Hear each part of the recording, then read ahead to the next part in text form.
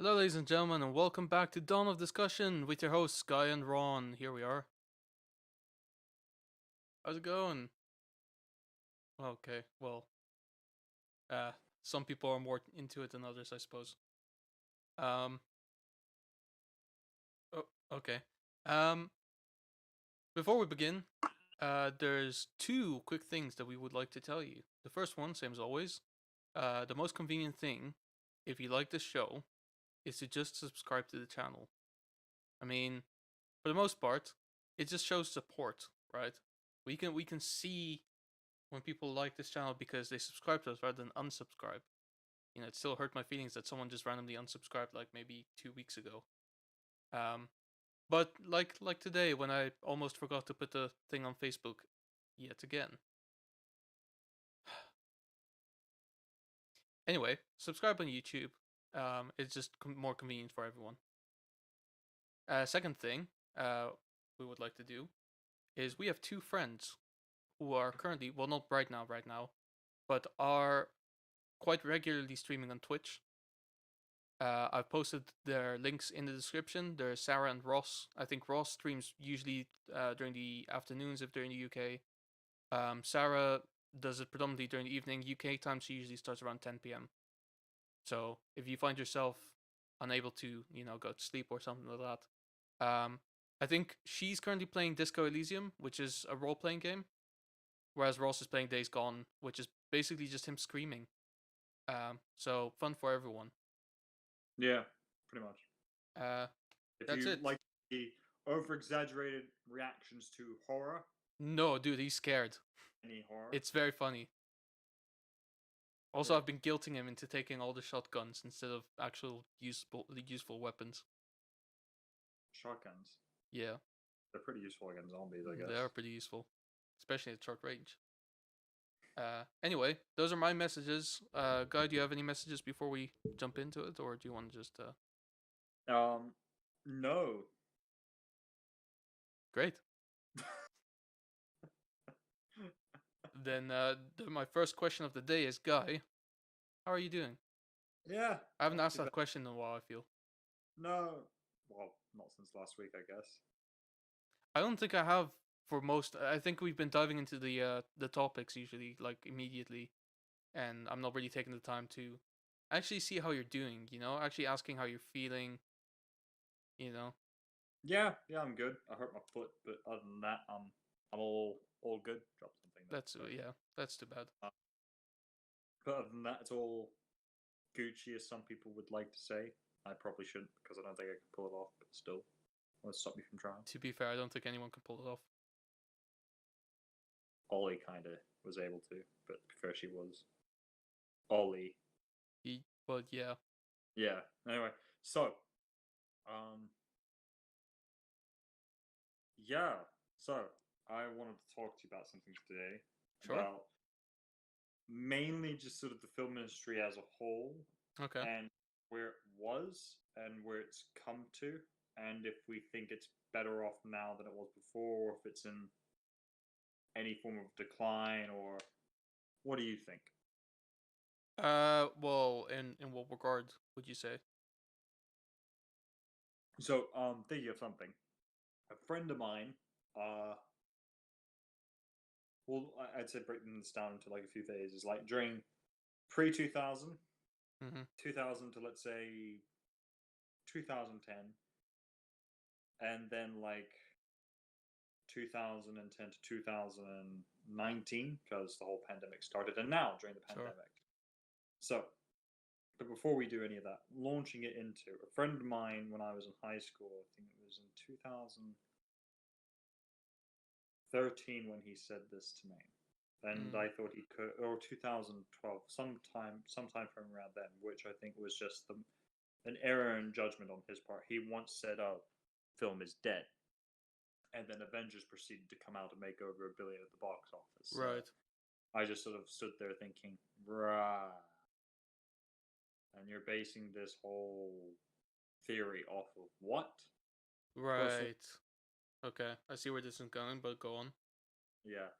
And just during that whole time, I was thinking, You could not have been proven more wrong so quickly, considering the amount of mass films that came out after that and how regularly films were able to gross over $1 billion at box office, Yeah, and just how the Marvel Cinematic Universe, to be fair, for a large extent, kind of single-handedly propped the film industry up and made it something to be talked about for the yeah. longest time. I mean, technically, before the Marvel Cinematic Universe really came into like where it was, I think Harry Potter was like the biggest one. Hmm. Because that one had like a film every 1 or 2 years, pretty much, in it. Yeah, it did. And that racked in huge amounts of money for Warner Brothers. You might not know this necessarily, but Harry Potter is the reason why we didn't get a DC Extended Universe earlier. Is because the first film was meant to be Green Lantern, but when it flopped, they decided to just abandon that idea for the time being because they were like, "Well, we've got Harry Potter, so we don't need that money right now." Yeah, that doesn't Um, surprise me. so then Marvel obviously made it as big as it is, and then since then there's been Star Wars, I suppose, has been making a resurgence since Force Awakens, Yeah, um, for better or worse. yeah, And then obviously other films have been getting sequels and reboots and stuff like that. yeah, Um, so in that regard, like I don't think, well, Marvel was the pioneer in like that kind of bringing cinema back in a way. But that's kind of the question, is like, did he say film was dead in the sense of like, oh, no one's really going to the cinemas anymore, or like the medium is kind of outdone? like that's the thing. I would thought first at cinema, but there again, wouldn't he have just, and to be fair, this is one of my friends who always thought he was very smart, would have thought, then if you had thought it would be cinema, wouldn't you have just said cinema is dead? But you specifically said film. So if you're going to go into film specifically and not just say cinema, I'm going to think you're saying film. Hmm. But I think that's the argument once again, is that while people would also argue, oh, well, cinema is dead, I would say cinema is dying now because of the pandemic, but beforehand, because box office is usually directly taken from cinemas, there was an argument that it was still surviving. Yeah. Well, the question is kind of what you consider cinema, because I think we've had a lot of private discussions about this, and obviously like the meaning of cinema to us is just it's a film that releases in cinema, like Yeah. that's all it has to be, that's all it is. But obviously like there's people out there who don't necessarily agree with that, and they say no, cinema is like high art, and like Marvel films and stuff like that, that's like blockbuster films, let's say, they're more like um they're more commercial, they're more of a good time had rather than a roller coaster feelings in that regard. So they're not considered cinema for them. They're like, well, no, that's a film, but it's not cinema. It's but at that point, good to think about that time when I think this was just before Infinity War, when it was Martin Scorsese who said that. Yeah. Um, and I mean, it's not the problem with that statement is that it becomes a weird kind of circle, because basically cinema these days is either of two things. It's either a blockbuster, and it's been kind of building out that way. Yeah. Um, and with that, it's worth saying like cinema as a medium, like films, and like actually going to the cinema and experiencing them, no matter which one of these kinds it is Yeah. not even close to being dead, because that's the same as saying that going to concerts is dead, like music is dead. Yeah. But it isn't. There's still a bunch of bands and even performing artists, which I don't know if their performances are really worth going to. But let's for the sake of argument say that a Justin Bieber concert will easily still get 2 million attendees if the venue Yeah. allows. It's funny now because I've just been getting ads on YouTube about his next album, and I'm just every single time I just go, "Do I look like a fucking 16-year-old girl? Do I look like I Yeah, give a shit?" yeah, I don't care. I'm not gonna listen to it. Yeah. I I genuinely. prefer like, the short, like 10 or 15 second. That was like this doesn't sound bad. That it's not my kind of music. Like it's not what I would actively listen to. I could see why people would find it appealing. It's Mm, just not. so this is the I think funny he's growing thing. as an artist. I'll say this. I think he's Yeah. growing. The Yeah. the thing is, it's funny. This is the funny thing with music is I think the way that the music industry works is not far off from where how the cinema industry works, Oh or no, at least the blockbuster works, um, which I'll come to kind of explain later. But like basically, what you'll find is that a lot of the number one hits from, let's say, the last 20 years were pretty much all written by the same two guys, right? And uh, I don't want to refer to this again, but I did release an album like 2 weeks ago, and like in that process as well, nice, like nice I plug. thanks. In that process as well, the only thing that I didn't do is mix the album. That's my part. But other than that, I've written all the music myself and I've written all the lyrics myself.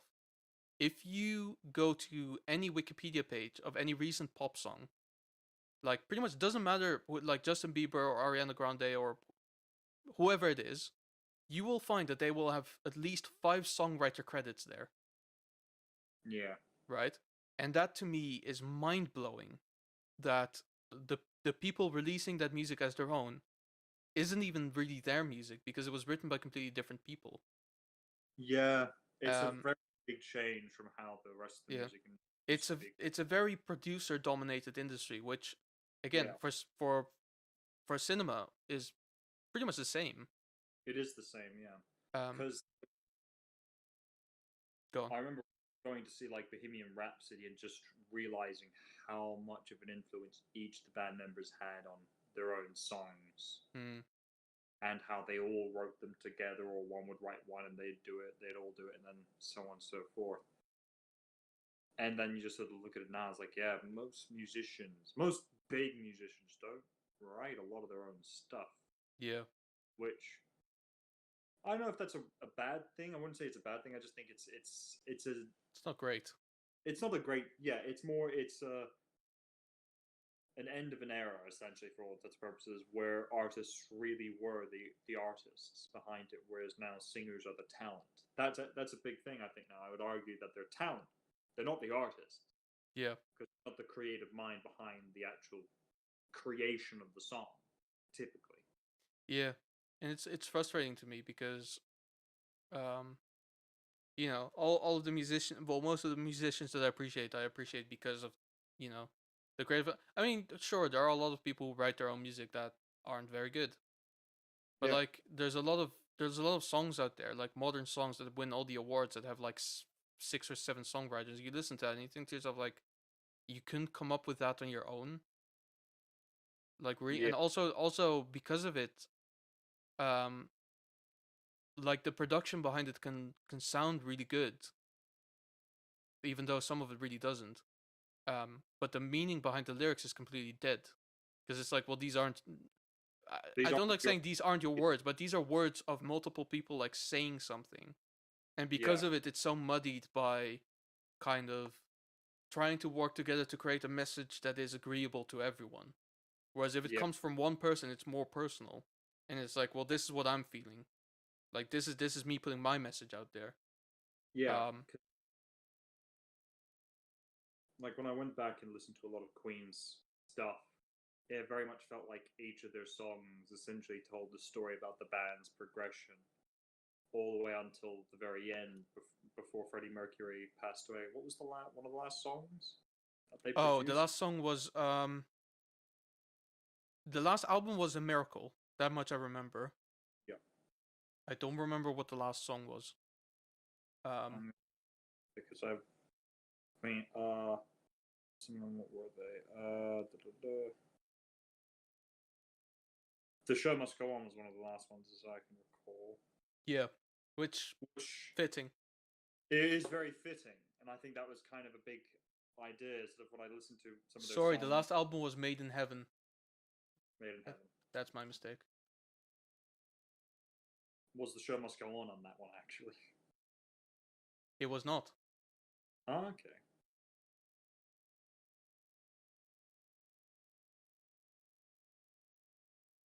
Um,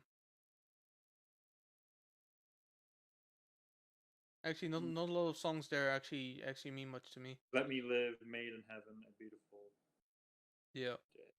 I mean, at that point, it's like clear what's going on here.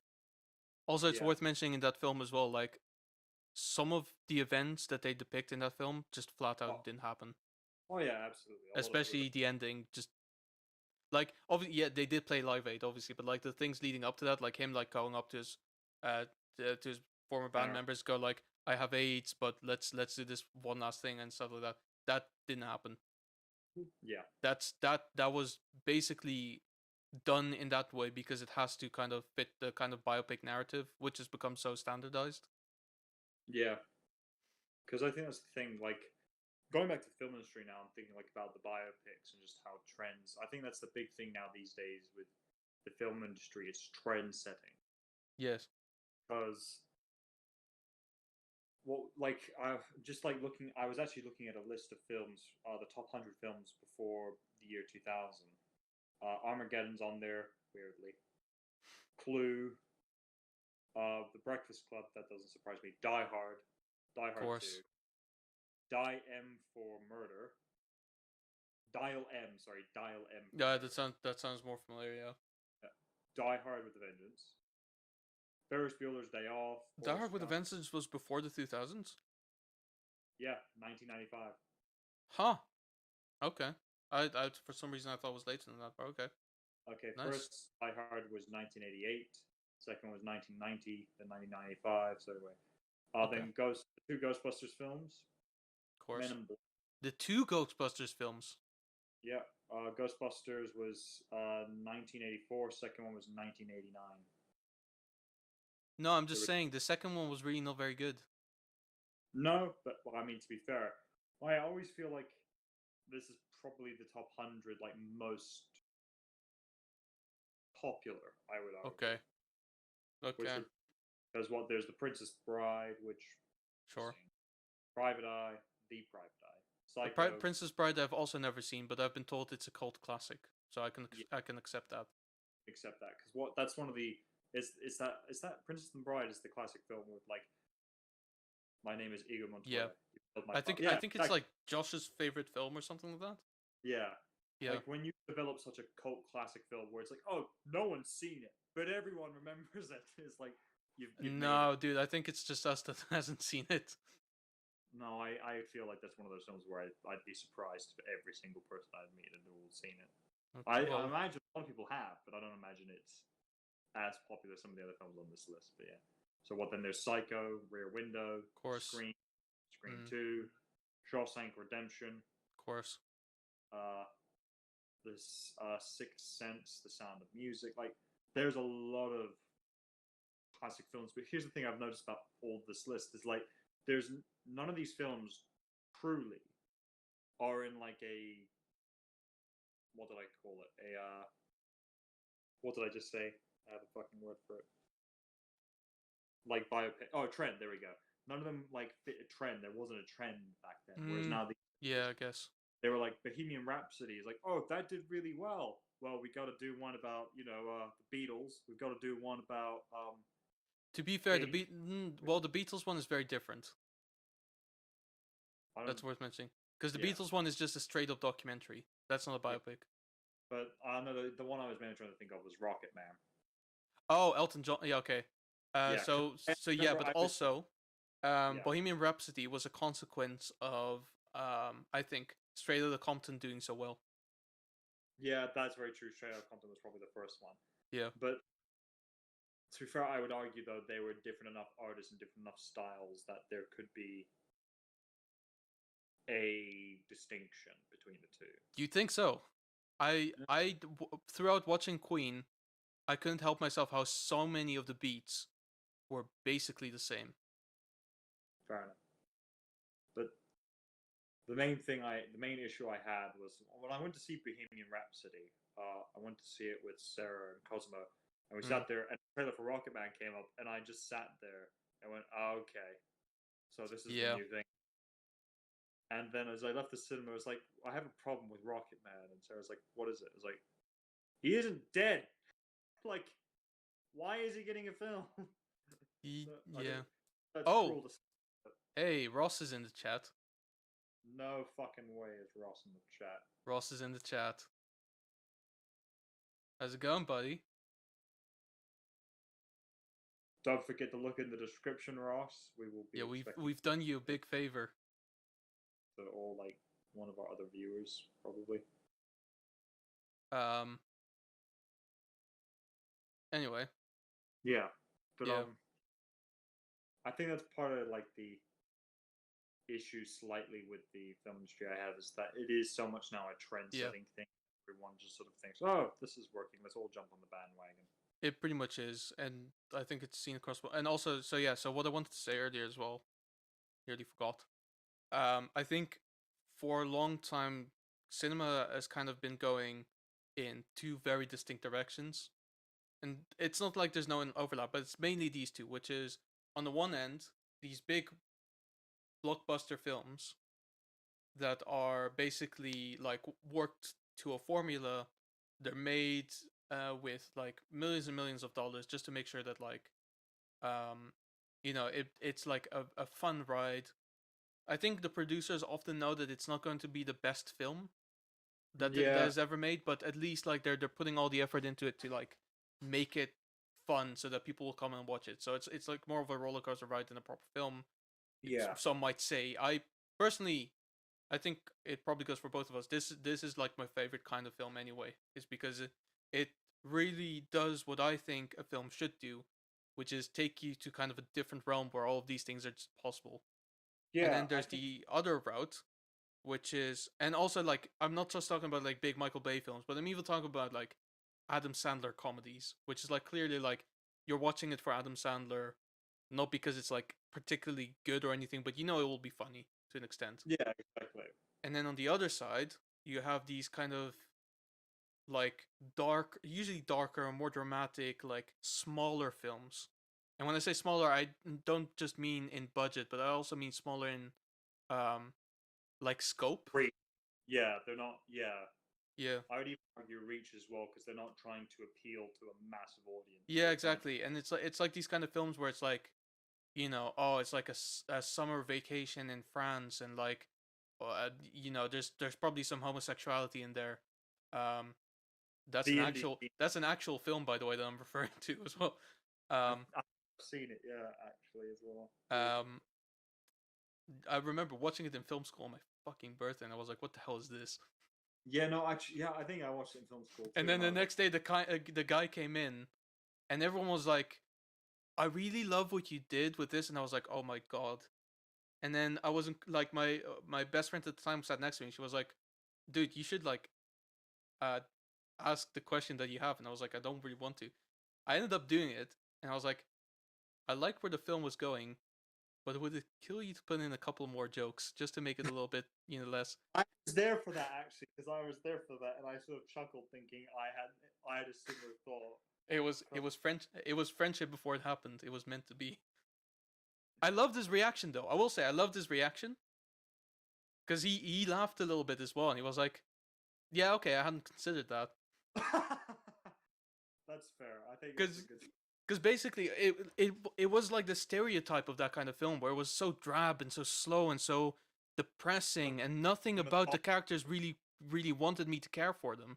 It was like, oh, you see a dead deer on the street, fuck you, buddy, keep going, no one cares about you, your parents are divorced, how does that feel? Anyway, I don't want to Yeah, like go too far into it, but what I'm saying is, like, if every now and then the characters had like a light-hearted moment, but I think these films are very much known for the fact that it's like the sourness of life, and it's like, oh, dark and depressing and sad, and maybe yeah, black and white, maybe black and white.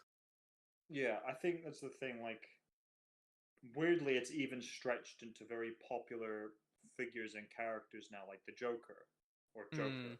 When when we saw that, I was kind of like, there needs to be part of Joker that are funny because he is still at heart a fucking clown, and it can be He is, funny yeah. because of how it should be funny in a weird way because it's uncomfortable. Like you're watching this going, this should really be uncomfortable, but weirdly it's entertaining.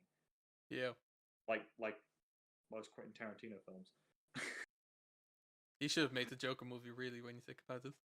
He actually wouldn't have been a horrible choice. That's the thing, but Yeah, he would do it because he's Tarantino. Uh, because what we have now is basically like I don't hate it.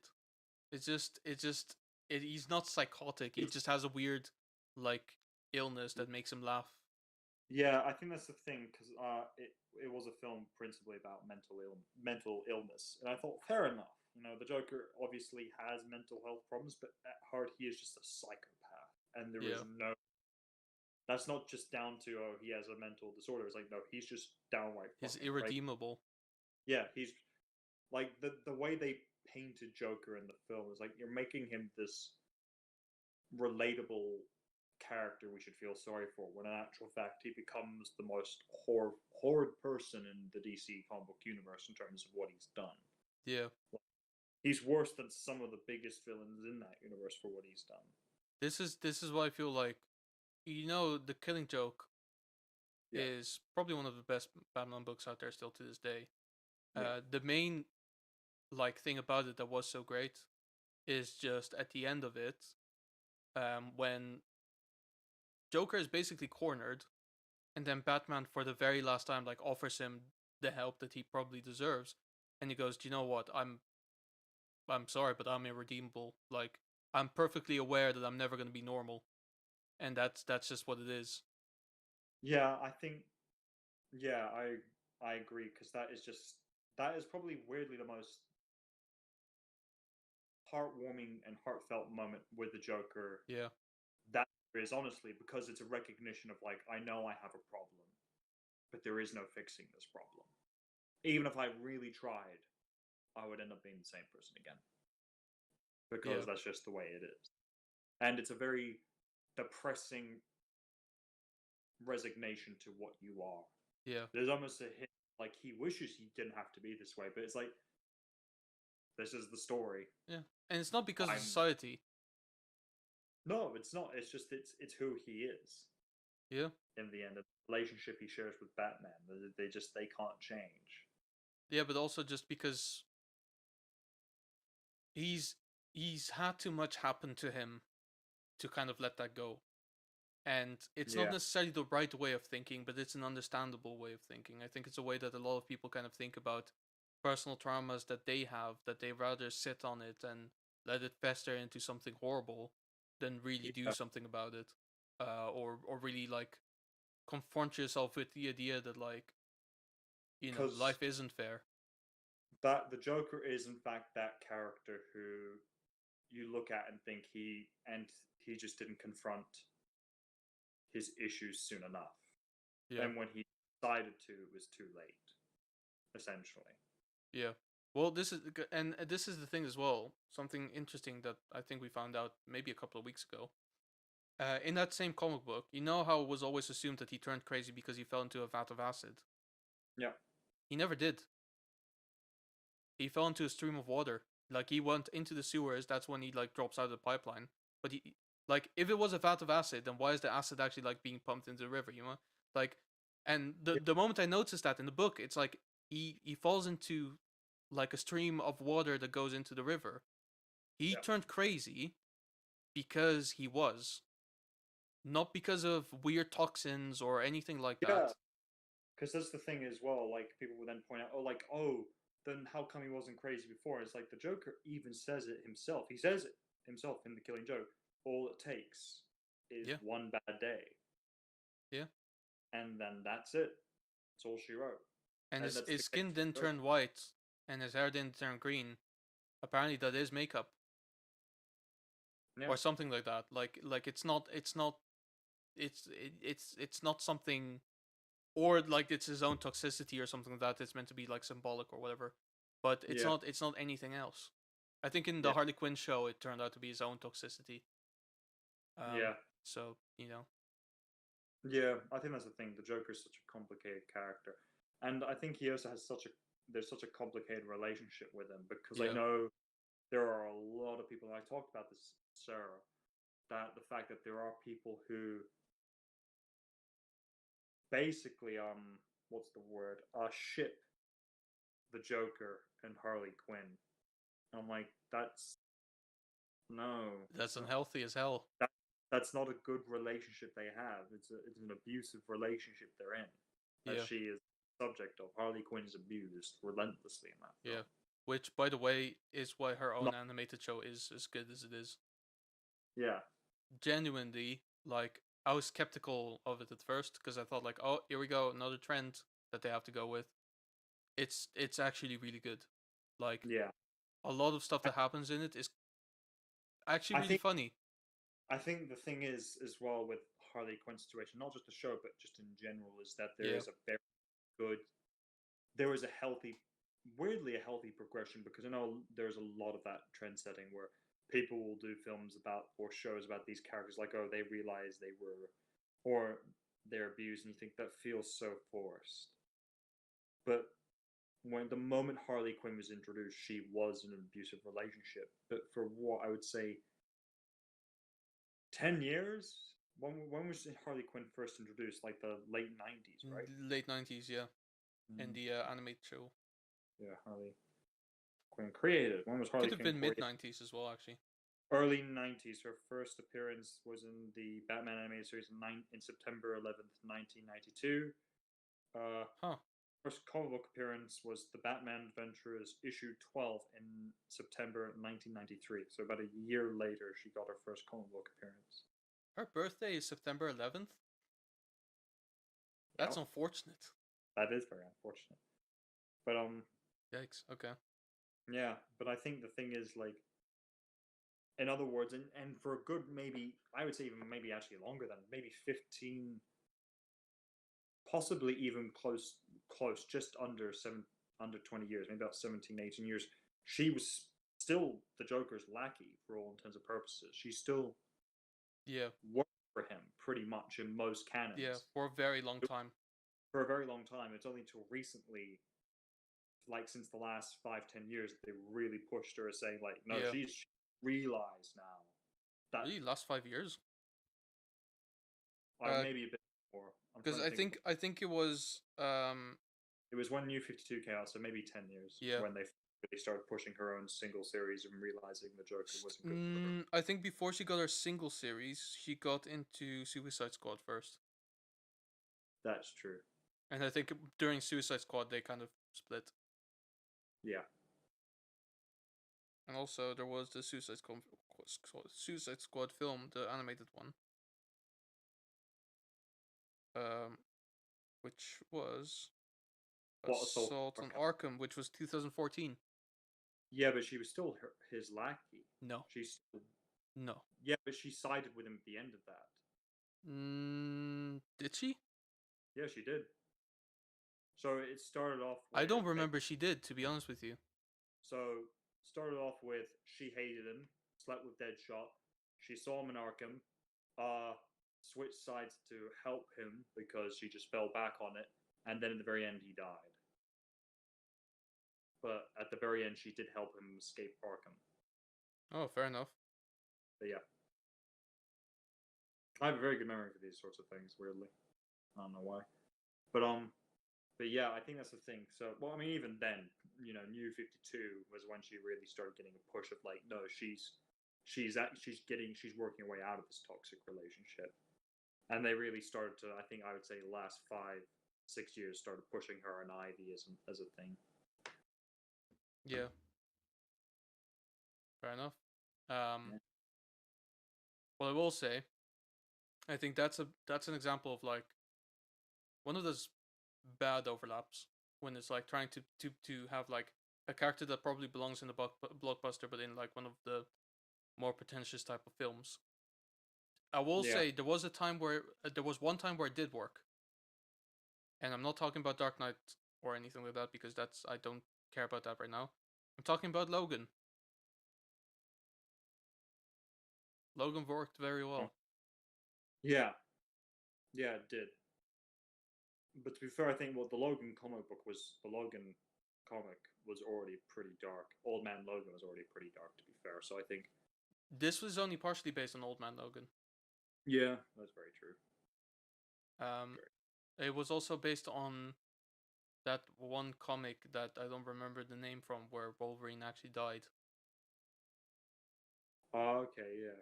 Like basically, he lost his healing factor, and then I think he got encased in adamantium, Yeah. and then he suffocated inside of it. Yep. Yeah, that was good times. Because like for years after that, I kept saying like, oh, he's not dead, he's gonna come back, and then they reset the world, and then he came back, and I was like, why See? did I? There's nothing different to expect about it because he's like a big moneymaker, especially after these Yeah. films, these X-Men Like that. films and Yeah. Logan and everything. That's the thing. I always find that whenever people talk about, oh, it's the end and death of this character, I think no, it's not, because these characters are all of them, every single fucking one of them are too bankable. Yeah. Name one of the big ones that has died and never come back properly.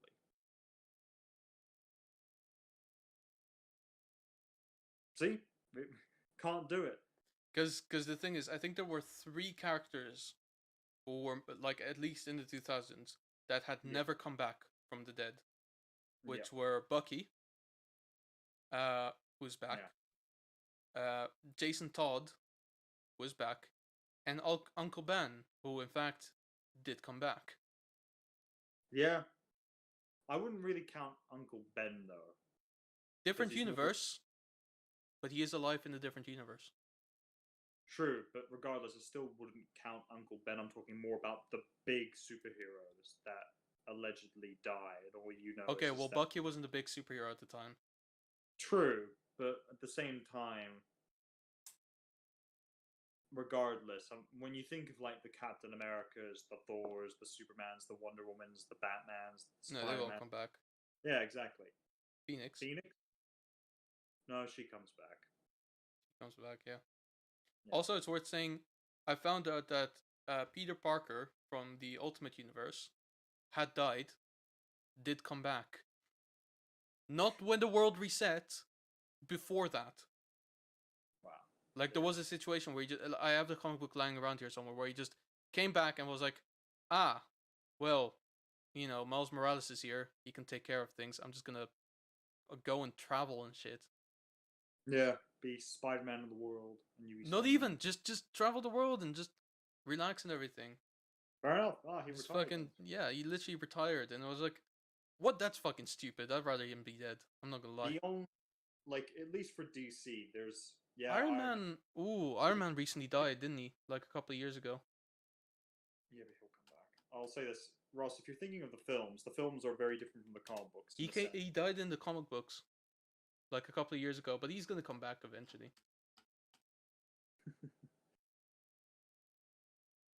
Yep, yeah, he's currently simulated AI. He's not actually alive.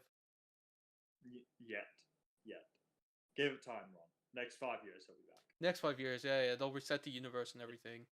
Because like that's the thing, money, as my actual friend here does say, money talks, and all these heroes are fucking cash cows. In the movies, yeah, they may die and never come back, but to be fair, movies are different. There is a end point. And the comic books, the problem is when there are continuous issues every year for decades, it's hard to end a character. Almost 9 people to do it. Also, it is worth mentioning that I don't remember if this is still the case, but as far as I understand, Robert Downey Jr. was cast in the Black Widow film, which I understand is a prequel to Infinity War, but still. He comes back! Hashtag Iron Man is still alive, confirmed.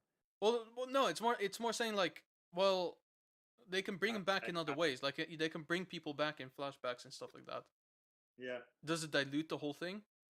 A little bit. Yeah, it does. The Black Widow shouldn't be getting her own movie now. It takes away from the actual emotional toll of her death. In all honesty, a bit late now. Yeah, but you can't get it right. Like at first, it like it had to happen, and now it's too late. And it's like, well, you know, where we're gonna go from this. But I mean, it fits the topic perfectly well because Black Widow is like, when they decided to make it, it's because they knew that there would be a lot of people who wanted to see it, just for the sake of having a Black Widow film. Yeah. And last year, and I said this then, and now I'm changing my tune a little bit because of reasons, but like last year, it didn't come out. They pushed it to this year because they thought no one would go see it in cinemas. And I said, well, why did they just release it on Disney Plus? and people watch it on Disney Plus and really enjoy it will go see it in the cinema, because this behavior is would follow a pattern of people like watching any Marvel film and then going to and then they go see it again and again and again because they like the film so much, or Yeah. because they want to support it.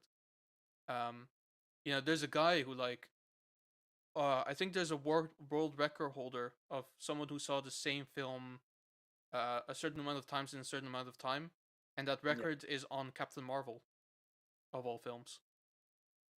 Like I don't know why, but this guy saw it like I think more than 60 times in 2 weeks or something like that. Yeah. Like people will do. I mean, obviously that's a different situation, but like people will do that.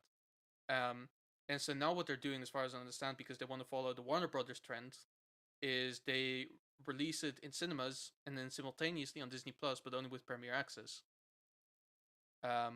Which this is the main reason I'm not going to watch it on Disney Plus, is because I don't want to pay for premiere access. Yeah. We're talking about movies, Tammy. We're talking about movies. Anyway, and comic books, because yeah, sort of jumping back to the whole idea of characters dying and returning. The only two, I'll say this, and this is not with in any way, shape, or form knowing that they will come back, but the only two I can think about that they are kind of pitching is that one day their arcs might end is Bruce Wayne Batman and Clark Kent Superman, because they have two sons, Damien and John, who are getting pretty big pushes and are currently actually pretty popular, I would argue. Yeah. So one could even argue that if they were going to end anyone from the Justice League, it would be those two, because they already have two fillers that could take their place at some point. Whether or not both Clark and Bruce die, or they both just retire, and sure, Bruce won't die. Batman will never die. He won't retire. He'll just die, because he will never quit on the mission. So the question is, which armor would Iron Man wear in Black Widow, the nano one?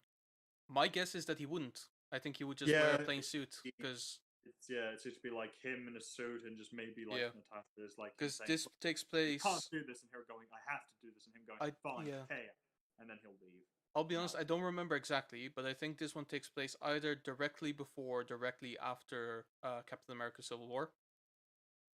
So it's going to be directly related to that. That's interesting. Okay. Because that's the only way, because that's the only real film that comes before Infinity War. And also, what, she still has full on. Well, she's still alive. No, but like her hairstyle dramatically changes for Infinity War, if you remember. She goes blonde in Infinity War. Oh, that's true. So, like, in terms of hairstyle, that actually kind of confirms the. Do you know what? I think this might be before Civil War. Now I think about it, because after Civil War, she becomes a fugitive, doesn't she? This still could be after Civil War. It could be. Oh yeah, maybe she flees back to Russia, and then there's a scene with Iron Man just going like, "Just come back." Because there's a point where it looks like they're being chased not even just by the Red Room, but U.S. government agents and soldiers, or UN whatever. Yeah. So it could very well be set after, Civil War, but maybe like a year after, or even just a few months. Who knows? Yeah. I mean, I'll be honest. With that film, there's only two real things that I'm looking forward to. Number one, Taskmaster. Yeah. Because he's a really cool fucking villain. Yeah. And number two, I really like David Harbour. I think he's a very funny man. I think he knows how to gauge the things that he's in, and just have fun with it. Because like that's the thing. Because I'm not sure if you saw the Netflix Hellboy film. Well, I didn't see it on Netflix. I saw it in cinema. Fair enough. That sounds like a mistake. Well, because it's not a Netflix film; it's a cinema film that Netflix then acquired. Oh. It was released in cinema, and at the time still, I don't know where I'm at with that now, but I had my Odeon Limitless, so I was like, fuck it, I'll just go watch it. Oh my god, what a mess! It is such a. But he was easily the greatest thing in it. He was easily the greatest thing about it, because after watching it, I thought I can see him returning to be Hellboy, but I can't see him returning to be Hellboy because how bad this film is. Which is sad, because I actually thought he's a very good replacement for the guy who played him before, who played Hellboy before. I can't remember his name. Ron Perlman. Yeah, Ron Perlman. Man, he was also a good Hellboy. Yeah, he was great. But yeah. But anyway, back to like the state of like films and cinema and the industry of it. Um, because you know I love to talk about Marvel, but obviously that's only one aspect of it. Yep. The problem with films these days, I would say, and I think one of the things. So one of the things that we discussed is I made the claim that in my own incorrect interpretation of what Martin Scorsese said, he's not entirely wrong because cinema is dead. Like this that statement. If I interpret it as the way that I do, I would say he says, but he doesn't. But I would say he says um, I don't know why that. you're doing this to yourself, because like he's not saying what you're Okay, saying. then let me phrase it differently. I would say cinema is dead is applicable in the sense that these days, when you consider watching a film, you don't necessarily consider watching it for the subject matter of itself.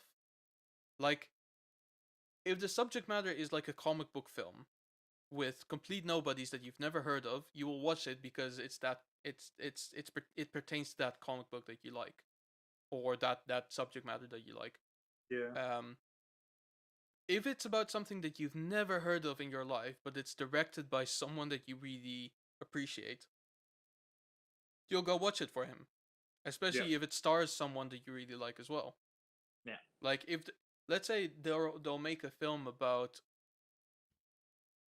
I don't know, like a man who sits at home and does very little in like the center of America, and like goes to work, maybe does something, and then goes to sleep at the end of the day.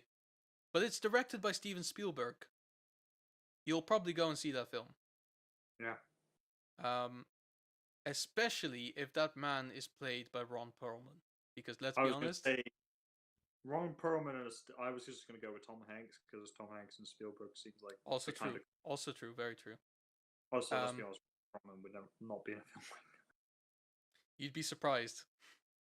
that. Maybe if it was I something don't know else. if he is, but like you'd be surprised. A lot of actors I've been told apparently these days just kind of take whatever they get given. Um, it's a sad thought, but people's got to work. Seems like a recipe for disaster, to be entirely honest. It is, but I mean, it's not unlike any other job that you would do in the film industry. Is like sometimes you need to do work, so you'll Yeah. just do whatever you're given because it's something to do. It's a way to make money. Unfortunately, what then happens is that the Yeah. chances of you actually caring about what you're working on drastically goes down Yeah. because you don't necessarily get to choose what you work on. You just have to work on whatever it is. Sometimes you strike gold. Sometimes you end up working on something that you really appreciate for what it is, and you really like are happy that you worked on it. But more Yeah. often than not, in that regard, you're gonna work on something with somebody you've never really heard of, who does all the things wrong, and you're like, do you know what? At the end of the day, I'm getting paid. I'll just go with this, and just whatever. Okay. I don't Um, know. I guess I've not seen those films where that pertains, because most films I feel like I watch. The best example I could think of was weird one to use here, guys, is Transformers The Last Night. oh yeah, But I remember watching it, and I remember hearing Anthony Hopkins was in it. And I was like, why? Why is he in this film? When I watched it, I thought he's yeah, the but only thing about this film. I now know why he's in it, because he's the yeah, but only then one. when you see him act in it as well, like he doesn't care. Oh yeah, he doesn't care. But I also know for a fact it's like he just looks like he's having fun. It's not like the way you describe it is like they're just there and they're like a robot on autopilot. It's like no, he looks like he's just he doesn't Yeah, think good. He just having fun with it. sure. Well, I don't necessarily mean like a robot on autopilot, but like at times, like you can tell, you know, people Oh don't. yeah, like, Yeah, he's I mean, having fun with himself doing what he does, yeah. Oh, to be and fair, I think the best example that we both know what will be true about this is when they finally released Thor: Love and Thunder, and we just see anything with Natalie Portman, it's like you just look at it and go, she doesn't want to be there. She's just doing this because of the money. Let's be honest. Yeah. Well, exactly how we're gonna feel. To be fair, she's a pretty decent actress, so at least she can pretend like she cares. Oh, is she? A little bit. Well, she's not bad. They do it for the money and to complete the acting genre bingo. Yeah. That's fair. Yeah, that sounds about right. Anthony Hopkins done. He's been in Marvel. He's been in thrillers, dramas, Transformers. Rom-coms probably. I'll look up his film. I'll look at him, Anthony Hopkins. Yeah, what a dude. What a good man. Movies. Silence of the Lambs, Hannibal, obviously. The Father. Fracture, Red Dragon, The Remains of the Day, Meet Joe oh yeah, he was in The Mask of Zorro. I forgot about that. He was the father of Zorro's wife. Sure. Transformers. What's like the most recent stuff he's done? Looks things. I'm going from anything past Thor Ragnarok, looking for date wise. The Father. 2020 was the last thing he was in. Looks things. I think that's a drama. It looks like a drama just from the poster. Yeah, I guess everyone is just kind of like trying to add things to their show reel. Yeah, that's true. I mean, I guess when you're Anthony Hopkins and you've done as much as you have, you can afford to pick whatever the fuck you want to work on at this point. Which is probably the case. Because I imagine he just got the script for Transformers. He's like, "How's my weekend? Yeah, sure, I'll do it." That was it, pretty much. But that's the thing as well. Is like, I think he lucked out with that because Michael Bay is one of those directors I feel who just kind of goes like, yeah, just do whatever feels right. Yeah, that's good, and just kind of like, just go with it. Have you guys heard the symphony that he composed? No? What? Is that a thing? I wanna see this now. Let me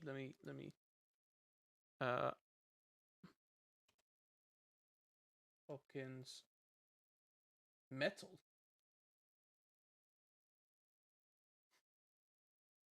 Anthony Hopkins crowd surfing at a metal concert. Andre Rio and the Waltz Goes On, composed by Anthony Hopkins. Wild. Man, this guy is multi-talented. What can he do? Wait. By Sir Anthony Hopkins. Just imagine this guy, Anthony Hopkins, the man who can do anything. Next year, we can confirm the new manager of Tottenham Hotspur is Anthony Hopkins. That would just be the funniest fucking thing. I've got it on now as well, so that the stream can hear it. It's not bad.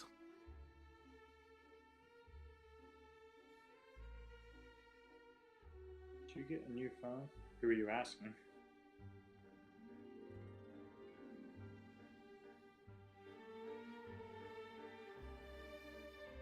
That is really well done, actually. I didn't think he could do this. Man, I'm impressed.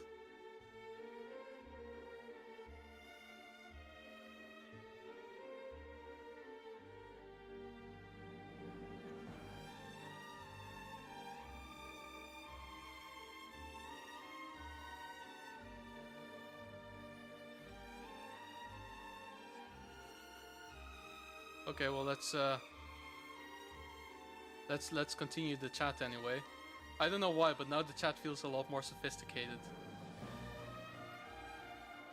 Oh yes, well, I actually think that the political climate of Boris Johnson, Oh Jesus. We're not going to go political. We're not going to talk about Boris Johnson. No, we can't go political. Not again. Not again. It keeps fucking happening. We've actually got 3 people in chat, for Christ's sake. Yeah, we can't do this to them.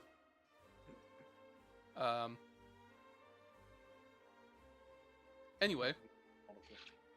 Um. How about a coin? Feel more like a pirate then. Anyway, going on. This isn't working. Um. God. God damn it. Anyway, let's stop these shenanigans because they're going. Anyway, so the cinema industry is going into, I think, two different directions, and has been for a while, which is the blockbusters and the independent films. And there is overlap in between, but for the most part, they're kind of very distinct in that direction. And what I've noticed as well is that the biggest celebrators of each kind will detest the other form.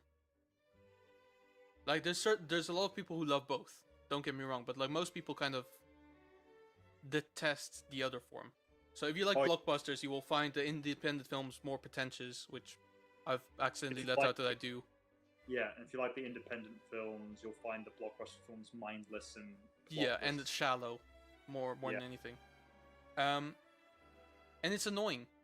And so going on my tirade about cinema's like cinema's dead. If you're going to see a film because someone's in it that you really like, or someone worked on it that you really liked, or it's about a subject matter that you really care about, you're not really going to see it for the film, right?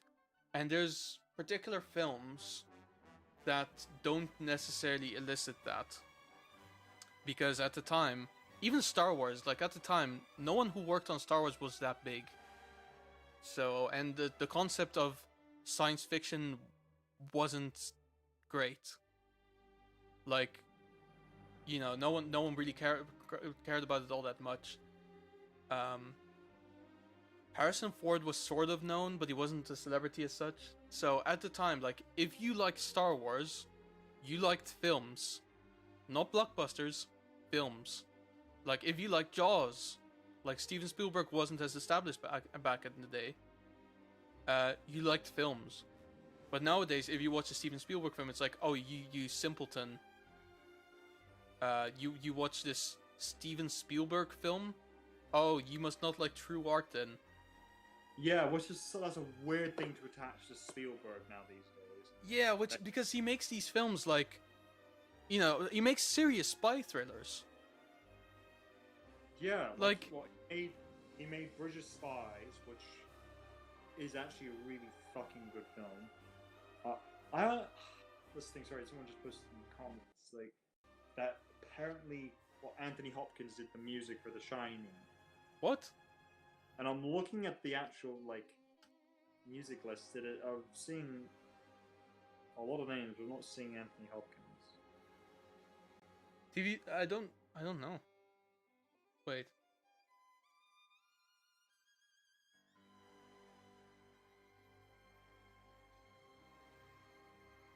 I'm not. I don't know. There's probably ways of finding out. Anthony Hopkins. Okay, I can close this now.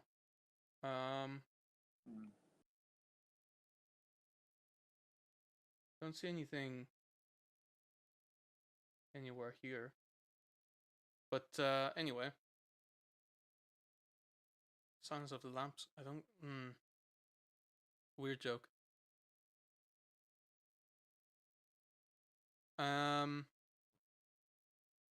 Yeah, I think it's a joke. Anyway. Continuing on. Yeah, continuing on. Like basically, the problem is these days there isn't going to be a film that doesn't like the only way then that you can appreciate real cinema in that regard is if you watch a film that is about something that you have no clue about, made by someone you don't know, with people you don't know, to make it extra bad in a language you don't understand. Yeah. That's pretty much the only way that you can qualify as like a true, and that's just kind of hipster culture. Yeah. Which doesn't work. So in that regard, yeah, cinema is very dead because no one's going to see the film for the film. I think it's all yeah, the issue is there was a point with cinema where people would just literally get up to go and see a film at the cinema just because they wanted to go to the cinema. They didn't care what was on, they didn't care who made it or who was in it, they just wanted to see a film. Which I would argue is the purest form of cinema. just going to a cinema. Maybe you've heard something about the film and something about the stories captured your attention, and you're going to see it because of that. But that was it. Whereas now these days it's because this particular director's in it, or this particular actor's in it, or it's based on this, or it was based on the book about this, and so on. And that's such a fucking, and weirdly, I know we said we wouldn't go political, but I've got to wrap this into something because I feel like it does have an influence on the idea of basically. I was supposed to say this, but basically, social justice warriors saying, "Oh no, you can't call them this. You can't call the LBGTQ whatever community this," and you think, "Wait, we're not allowed to attach labels to them." No, then why are they called this community? Well, we're allowed to do it. Why? Because we're fighting for it. You think, no, if you don't want labels on things, don't put. And I feel like this is part of it. You're always part of a clique now. In everyone's attempt to make everyone feel included, but not put labels on things, they've had to choose between inclusion or labels, and they've gone with inclusion. But therefore, everything has to be labeled. Yeah. And people see films for all different reasons. Like, oh, this film's about someone who's coming out as gay. It's like, well, you have to see because you're supporting the gay community. Or this film is about, fucking mental health problems. And people are like, you have to see that to support mental health. Yeah, and I don't think it works. No, it doesn't. Because basically, there's two thoughts that I have about this. The first thing is what you said about the purest form of cinema is just kind of going to the cinema and just watching a film that is on. That used to be a thing. People used to do that, but that was a different time. And I think these days people are more purposefully going to the cinema to watch a particular film because because of the information age, is because we have so much information about what these films are about that technically, to understand what a film is about, we don't even have to watch it anymore. So we just kind of go to the cinema for the spectacle of it, or for the enjoyment of it, or for the appreciation of it. Yeah. People still do it, I think. People will still go to a cinema, but it's not like Odeon or View or Cineworld. Well, not Cineworld, but like, let's say small. They'll do it for like small, like, like Curzon cinemas or like the Prince Charles or something like that. That's a cinema where you can definitely do that. Yeah. Also, oh, there's a little joke.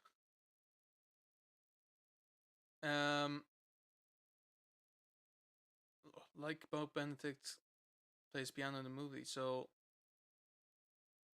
nice. Anyway.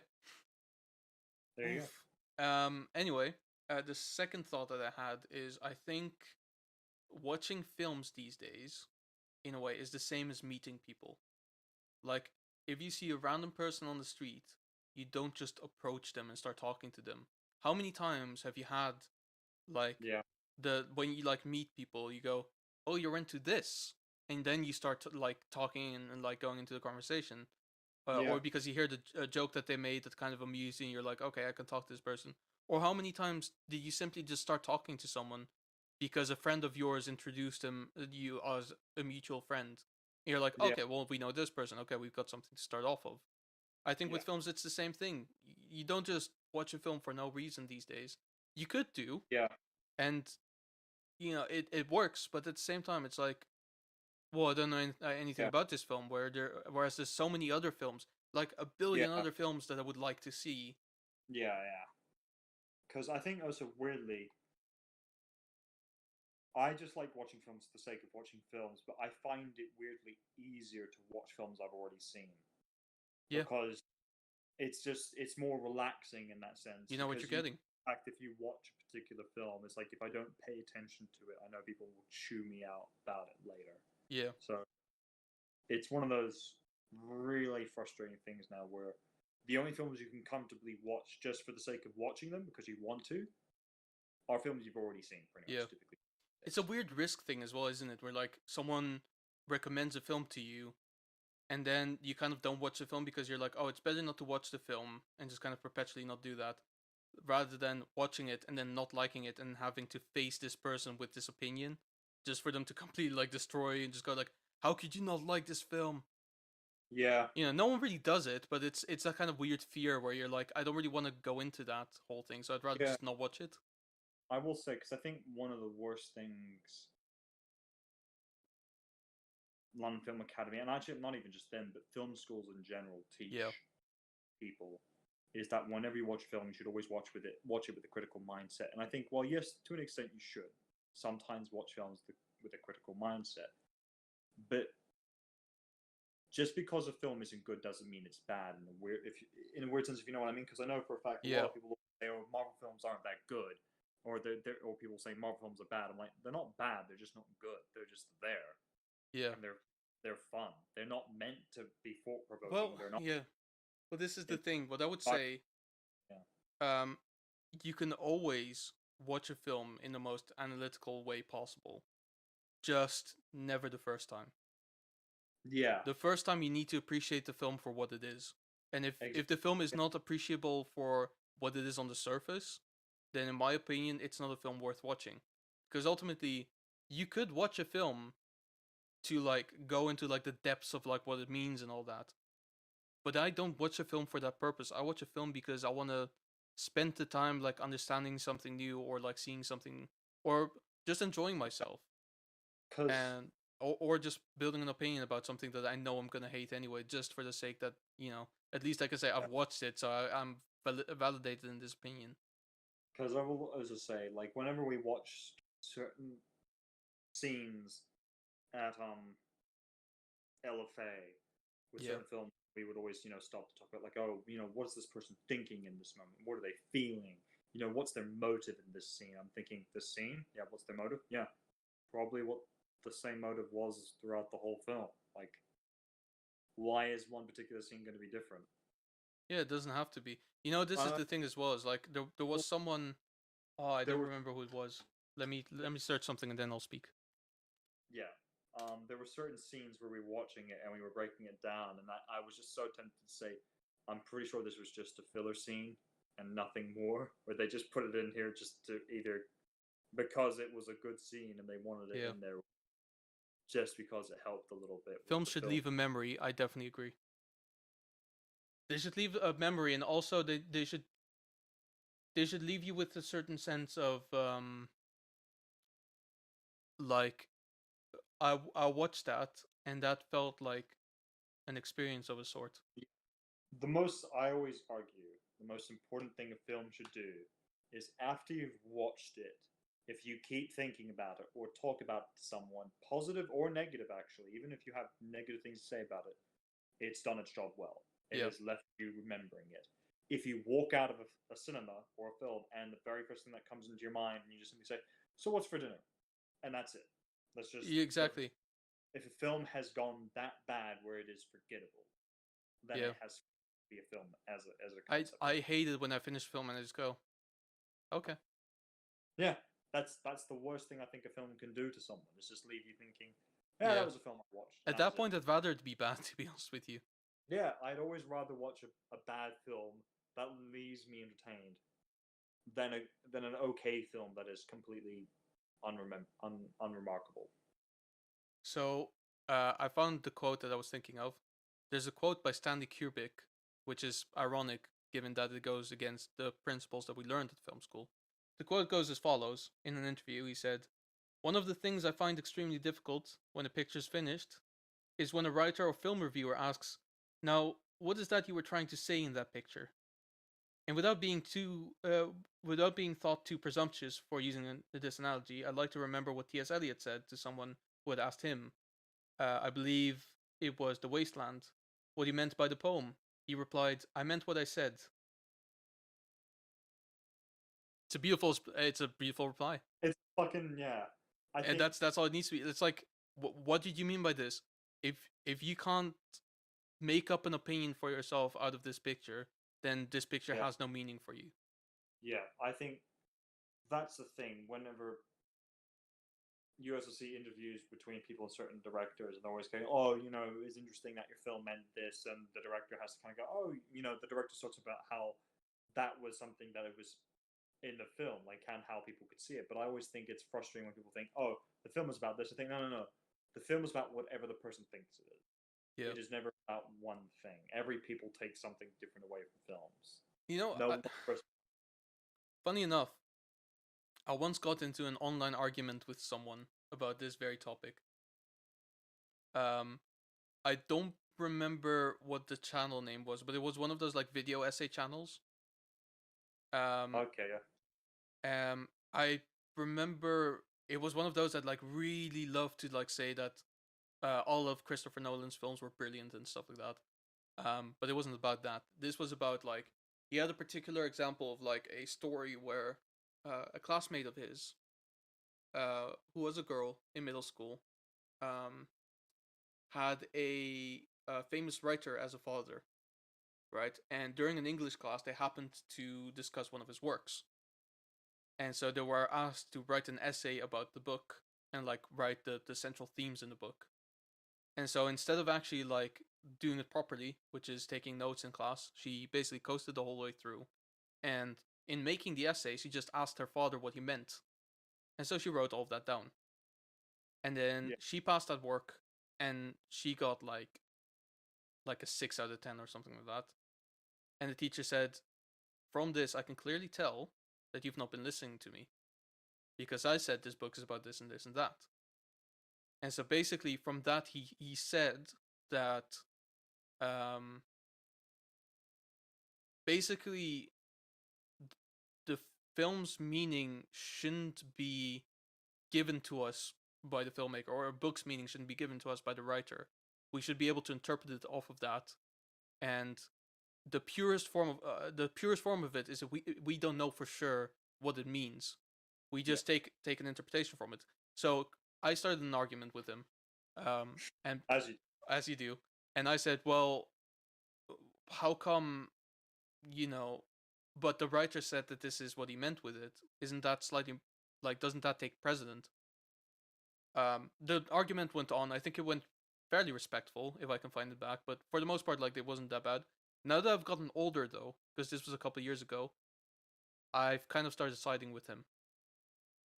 yeah. Especially since like doing my own kind of works with like the music and stuff like that. Like I started like making a Genius page for some of the songs, and like I was gonna annotate exactly what each lyric meant, and I was like, do you know what? I shouldn't do this No. No, because that's it doesn't work like that. I can't tell someone else what it means.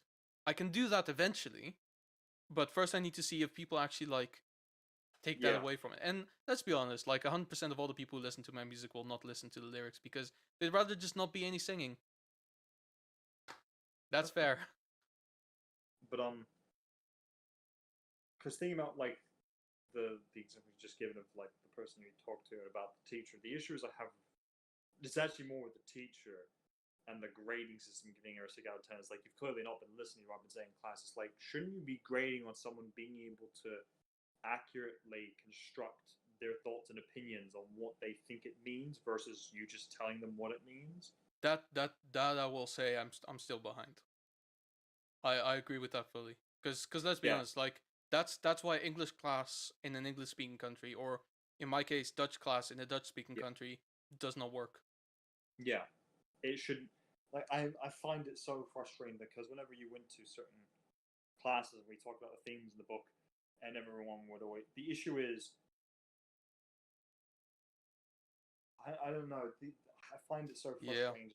If the whole idea of like, if I was an English teacher, I would just simply say to everyone, "It's like, look, I have my own thoughts and opinions about what this book means, but I'm also going to recognize every single one of you is also going to think slightly differently. What will be graded is not whether or not you get it right; it's whether or not you construct your opinion to make it seem like you make a valid point, which is, I Yeah. think, more important. The fact that you make it clear that this is what I think the book means and this is why, Yeah. which is more important for not just books but films and any form of creative art. Yeah. I did have an oral exam once in Dutch, about a book. Yeah. Well, it was 4 books. Three of them I didn't actually read, but this one I happened to read. Okay. And so it was about all of them, and I couldn't really answer most of the questions about these books.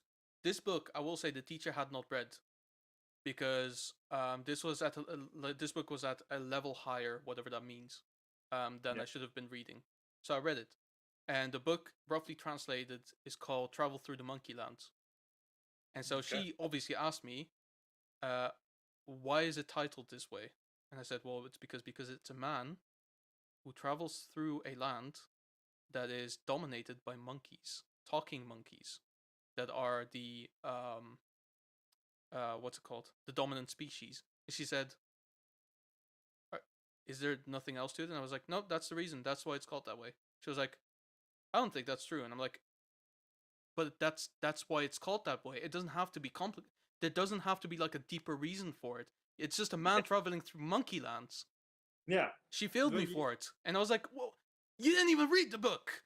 Yeah, because that's the thing as well. It's like if you heard the no, the only comparison is like what is the title Planet of the Apes mean? Simple. It's a planet filled with fucking apes.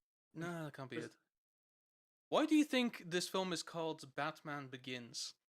Well, this is because this is where Batman becomes Batman is, and it's like, no, this is because inside him the journey to truly becoming Batman is this is the whole beginning, and it's like, but that's what I said. I just said it in a less nice way.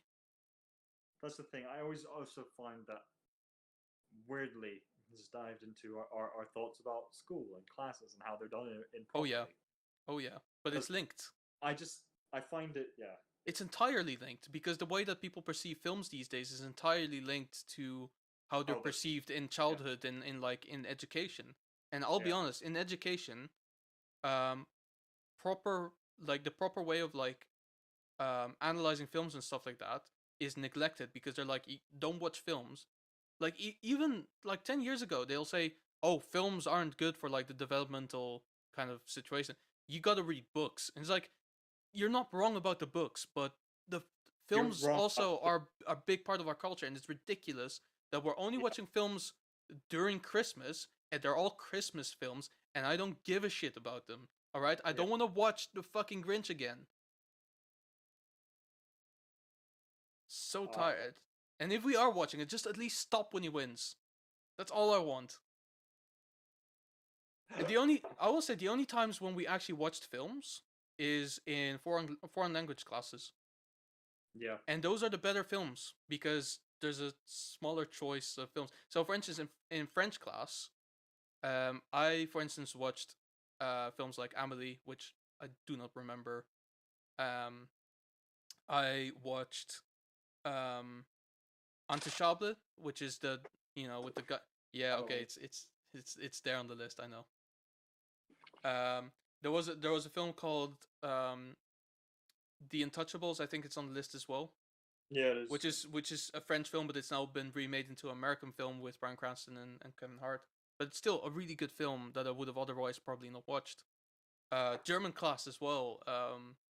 I watched Goodbye Lenin. I watched Die 40 Jahre sind vorbei. I watched Metropolis because I needed to watch because I had like a art review thing, and I said, oh, I want to do it about a film.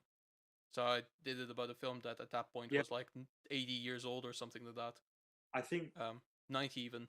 So I watched Metropolis, and then I watched Das Leben des Anderes, which is also like one of the like bigger like Oscar-worthy films from Germany as well. And it's like, other than that, like in English class, I watched